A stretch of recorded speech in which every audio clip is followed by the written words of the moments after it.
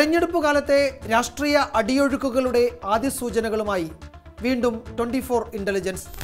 വിവിധ മണ്ഡലങ്ങളിൽ നടക്കുന്ന രാഷ്ട്രീയ നീക്കങ്ങളുടെ വിശദാംശങ്ങളാണ് ഇത്തവണ 24 ഇന്റലിജൻസിൽ.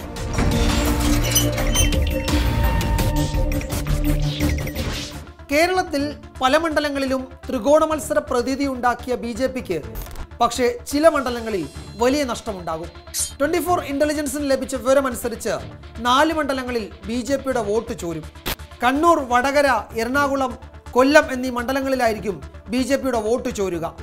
തെരഞ്ഞെടുപ്പിന് ശേഷം ഇത് രാഷ്ട്രീയ ചർച്ചയ്ക്ക് വഴിവെക്കുകയും ചെയ്യും. ബിജെപിയുടെ ചോരുന്ന വോട്ട് ഈ മണ്ഡലങ്ങളിൽ UDFനായിരിക്കും ഫലത്തിൽ ഗുണമാവുക. തെരഞ്ഞെടുപ്പ് പ്രചാരണം കൊടുമ്പിരിക്കൊള്ളുന്ന ദിവസങ്ങളാണ് കടന്നുപോകുന്നത്. സംസ്ഥാനത്തിന്റെ രാഷ്ട്രീയ ചിത്രം വ്യക്തമാകാൻ പോകുന്നതേയുള്ളൂ. ചില മണ്ഡലങ്ങളിൽ രാഷ്ട്രീയ അടിയൊഴുക്ക് വിധി നിശ്ചയിക്കുമെന്ന് 24 ഇന്റലിജൻസ് നേരത്തെ റിപ്പോർട്ട് ചെയ്തിരുന്നു. എന്നാൽ പുതിയ വിവരങ്ങൾ ലഭ്യമാകുമ്പോൾ മറ്റു ചില രാഷ്ട്രീയ സൂചനകൾ കൂടി പുറത്തു വരുന്നുണ്ട്. ചില മണ്ഡലങ്ങളിൽ വോട്ട് ചോർച്ച ഉണ്ടാകുമെന്ന ആശങ്കയിലാണ് BJP സംസ്ഥാന നേതൃത്വം. കണ്ണൂർ, വടകര, കൊല്ലം, എറണാകുളം എന്നീ മണ്ഡലങ്ങളിൽ 2014 പ്രകടനം ആവർത്തിക്കാൻ കഴിയില്ലെന്ന് BJP നേതൃത്വം ഇപ്പോൾ തന്നെ വിലയിരുത്തുന്നു.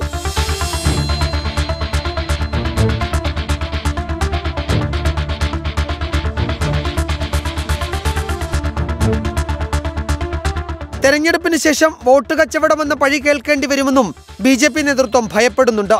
കണ്ണൂരിൽ മുതിർന്ന നേതാവ് CK പത്മനാഭൻ മത്സരിക്കുമ്പോഴും ഈ ഭയം പാർട്ടിയെ വേട്ടയാടുകയാണ്. കാരണം BJP അനുഭാവികളിൽ ഒരു വിഭാഗത്തിന്റെ വോട്ട് UDF സ്ഥാനാർത്ഥി K സുധാകരൻ അനുകൂലമായേക്കാം. പ്രചാരണത്തിൽ ഇത് ദൃശ്യമാണെന്നാണ് 24 ഇന്റലിജൻസിന് ലഭിച്ച വിവരം. വടകരയിലും ഇതേ ആശങ്ക BJPക്കുണ്ട്. P ജയരാജനെതിരായിരിക്കും BJP അനുഭാവികളിൽ പലരുടെയും വോട്ട്. ഇത് ഫലത്തിൽ ഗുണം ചെയ്യുക UDFനായിരിക്കും. 2014 പ്രകടനം വടകരയിലും കാഴ്ചവെക്കാൻ BJPക്ക് കഴിഞ്ഞേക്കില്ല. എറണാകുളത്ത് കേന്ദ്രമന്ത്രി അൽഫോൺസ് കണ്ണന്താനം മത്സരിക്കുമ്പോഴും കാര്യങ്ങൾ അത്ര പന്തിയല്ല. കൊല്ലത്തും സ്ഥിതി ഏതാണ്ട് ഇതേ നിലയിൽ തന്നെയാണ്. ഇവിടെയും വോട്ട് ചോർച്ച UDFന് അനുകൂലമാകാനാണ് സാധ്യത. ചുരുക്കി പറഞ്ഞാൽ 4 മണ്ഡലങ്ങളിൽ BJPയുടെ വോട്ടിൽ കുറവുണ്ടാകും. ഇത് UDFനായിരിക്കും ഗുണം ചെയ്യുക.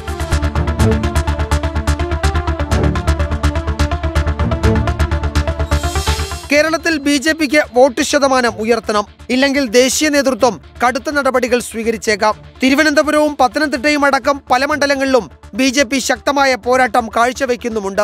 പക്ഷേ ചില മണ്ഡലങ്ങളിൽ പ്രകടനം ദുർബലമാകുകയാണ്. ഇവിടങ്ങളിൽ BJP അനുഭാവികൾ മറ്റു ചില രാഷ്ട്രീയ തീരുമാനങ്ങൾ കൈക്കൊള്ളുകയും ചെയ്യുന്നുണ്ട്. വോട്ട് കച്ചവടമെന്ന പഴി കേട്ടിരുന്ന BJP അതിൽ നിന്നും മുക്തമായി വരികയായിരുന്നു. എന്നാൽ ഈ ലോക്സഭാ തെരഞ്ഞെടുപ്പിൽ പഴയ വോട്ട് കച്ചവടത്തിന്റെ നാളുകൾ BJPയെ വേട്ടയാടിയേക്കാം.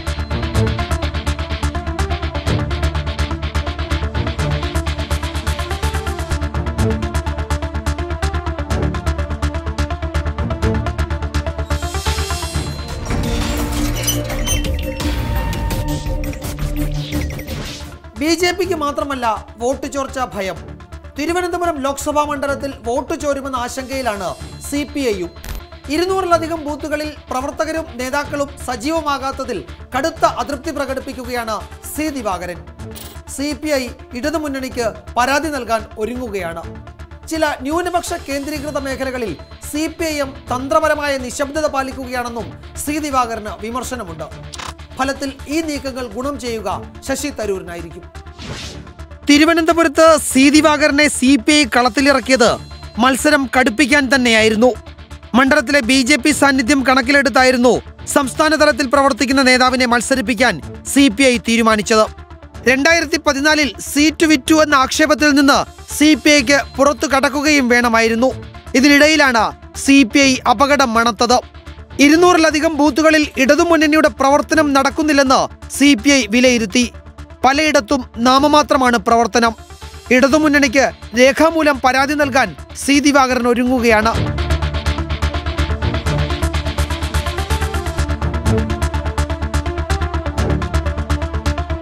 മണ്ഡലത്തിലെ ന്യൂനപക്ഷ കേന്ദ്രങ്ങളിൽ CPIM നിശബ്ദത പാലിക്കുന്നു എന്നാണ് മറ്റൊരു പ്രധാന വിവരം.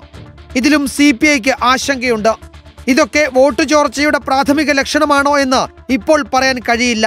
പക്ഷേ അത്തരം ചില സൂചനകളാണ് ഇത് നൽകുന്നത്. പ്രചാരണം കൂടുതൽ ശക്തമാക്കാൻ CPI നേതാക്കൾ മുൻകൈ എടുക്കുന്നുണ്ട്.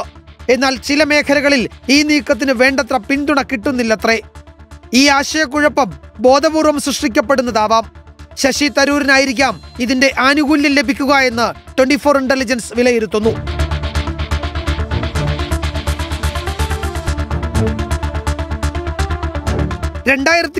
ലും ഇതേ സ്ഥിതിവിശേഷം മണ്ഡലത്തിൽ പ്രകടമായിരുന്നു.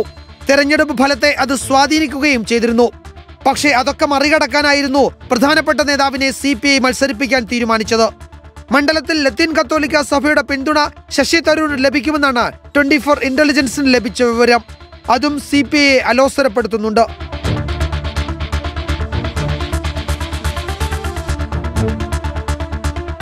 ശക്തമായ രാഷ്ട്രീയ അടിയൊഴുക്കിന് സാധ്യതയുള്ള മണ്ഡലമാണ് തിരുവനന്തപുരമെന്ന് 24 ഇന്റലിജൻസ് നേരത്തെ വിലയിരുത്തിയിരുന്നു. അതിന്റെ സൂക്ഷ്മ വിശദാംശങ്ങളാണ് ഓരോ ദിവസവും പുറത്തു വന്നുകൊണ്ടിരിക്കുന്നത്.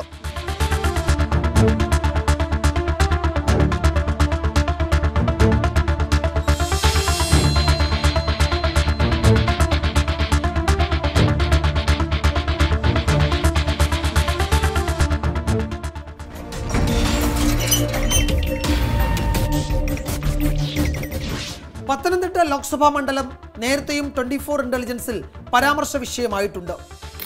ഇത്തവണ ഒരു സുപ്രധാന വിവരം കൂടി 24 ഇന്റലിജൻസ് പുറത്തുവിടുകയാണ്. പത്തനംതിട്ടയിൽ ആന്റണിയോട് താല്പര്യമില്ലാത്ത കോൺഗ്രസ് നേതാക്കളും പ്രവർത്തകരും ആറ്റിങ്ങലിൽ അടൂർ പ്രകാശിനു വേണ്ടി തീവ്ര പ്രചാരണത്തിലാണ്. ആന്റണിയെ എതിർക്കുന്ന നേതാക്കളെയും പ്രവർത്തകരെയും പത്തനംതിട്ടയിൽ നിന്നും അടൂർ പ്രകാശ് ആറ്റിങ്ങലിലേക്ക് കൊണ്ടുപോയി. പത്തനംതിട്ടയിൽ ത്രികോണ മത്സരമാണ്. ആന്റണിയുടെ സ്ഥാനാർത്ഥിത്വം പ്രഖ്യാപിക്കുന്നതിന് മുമ്പ് പത്തനംതിട്ട DCC അദ്ദേഹത്തെ മത്സരിപ്പിക്കരുതെന്ന് ആവശ്യപ്പെട്ടിരുന്നു. ഇത് അവഗണിച്ചാണ് ആന്റണിക്ക് വീണ്ടും പത്തനംതിട്ടയിൽ കോൺഗ്രസ് സീറ്റ് നൽകിയത്. ഇതിൽ അതൃപ്തിയുള്ള കോൺഗ്രസ് നേതാക്കളെ കേന്ദ്രീകരിച്ചാണ് പുതിയ ചില വിവരങ്ങൾ 24 ഇന്റലിജൻസിന് ലഭിച്ചത്.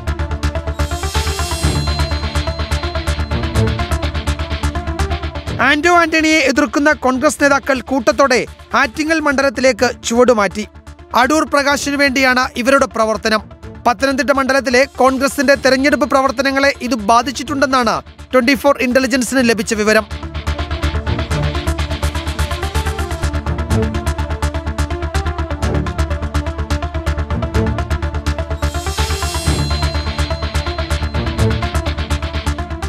ചില മുതിർന്ന നേതാക്കൾ ഇടപെട്ട് പ്രവർത്തകരെയും നേതാക്കളെയും ആന്റണിയുടെ വിജയത്തിനായി രംഗത്തിറക്കാൻ ശ്രമിക്കുന്നുണ്ടെങ്കിലും ഇതുവരെ ഫലം കണ്ടിട്ടില്ല.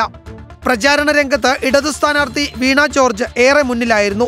കെ സുരേന്ദ്രനെ BJP രംഗത്തിറക്കിയതോടെ ത്രികോണ മത്സരത്തിന് പത്തനംതിട്ടയിൽ കളമൊരുങ്ങുകയും ചെയ്തു. ഇതിനിടയിലാണ് കോൺഗ്രസിൽ അസ്വാരസ്യങ്ങൾ.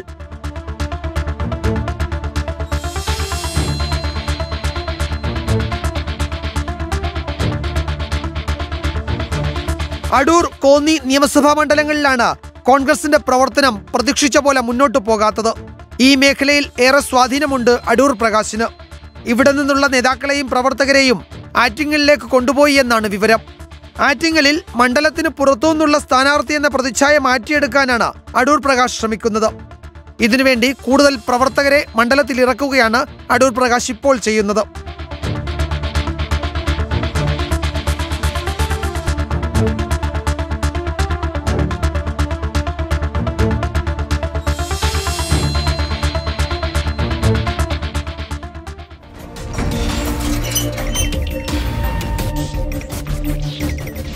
കോൺഗ്രസിലെ ഗ്രൂപ്പ് പ്രവർത്തനങ്ങൾക്ക് തെരഞ്ഞെടുപ്പ് വരെ കേരളത്തിൽ താൽക്കാലിക വിലക്ക്.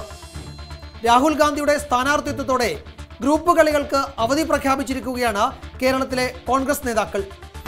രഹസ്യ നീക്കങ്ങളോ ഗ്രൂപ്പ് യോഗങ്ങളോ പാടില്ലെന്ന് ഗ്രൂപ്പ് മാനേജർമാർക്ക് രാഹുൽ ഗാന്ധി നേരിട്ട് നിർദ്ദേശം നൽകിയെന്നാണ് 24 ഇന്റലിജൻസിന് ലഭിച്ച വിവരം. തെരഞ്ഞെടുപ്പ് കാലത്ത് പതിവിൽ കവിഞ്ഞ ഗ്രൂപ്പ് പ്രവർത്തനങ്ങളാണ് സാധാരണ കേരളത്തിലെ കോൺഗ്രസിൽ നടക്കാറ്. സ്ഥാനാർത്ഥിത്വ ചർച്ചകൾ പലപ്പോഴും ഗ്രൂപ്പ് തർക്കങ്ങളിൽ തട്ടി വൈകുന്നതും കോൺഗ്രസിലെ സാധാരണ കാഴ്ചയാണ്.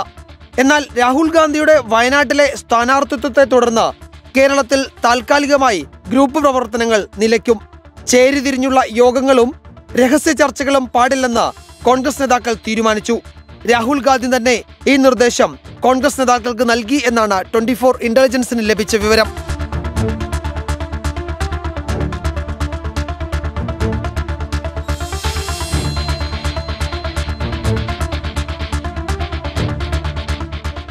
കേരളത്തിൽ മത്സരിക്കാൻ രാഹുൽ ഗാന്ധി തീരുമാനമെടുത്തതിന് തൊട്ടു പിന്നാലെ ഗ്രൂപ്പ് മാനേജർമാർക്ക് കടിഞ്ഞാണിട്ടിരുന്നു. ഇതോടെ ഏപ്രിൽ 23 വരെയെങ്കിലും ഗ്രൂപ്പ് യോഗങ്ങളും രഹസ്യ ചർച്ചകളും കോൺഗ്രസിൽ ഉണ്ടാകില്ലെന്ന് ഉറപ്പിക്കാം. വയനാട് സീറ്റ് എ ഗ്രൂപ്പിന് വിട്ടുകൊടുക്കേണ്ടി വന്നതോടെ ഐ ഗ്രൂപ്പിനുണ്ടായ അമർഷവും രാഹുൽ ഗാന്ധി മത്സരിക്കാനെത്തിയതോടെ അപ്രസക്തമായി.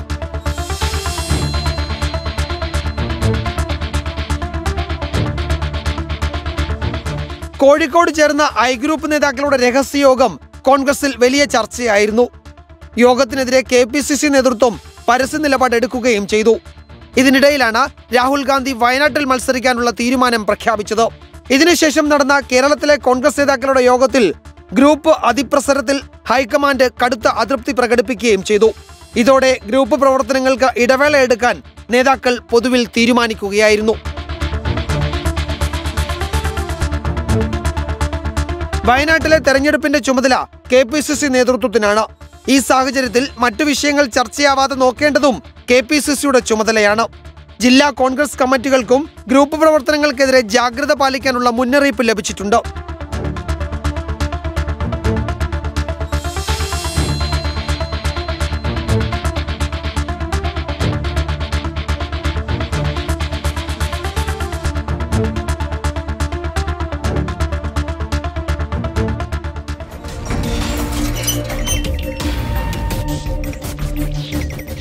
തെരഞ്ഞെടുപ്പ് കാലത്തെ വലിയ വാർത്തകളുടെ നിർണായക സൂചനകളുമായി 24 ഇന്റലിജൻസ് ഇനിയും വരും.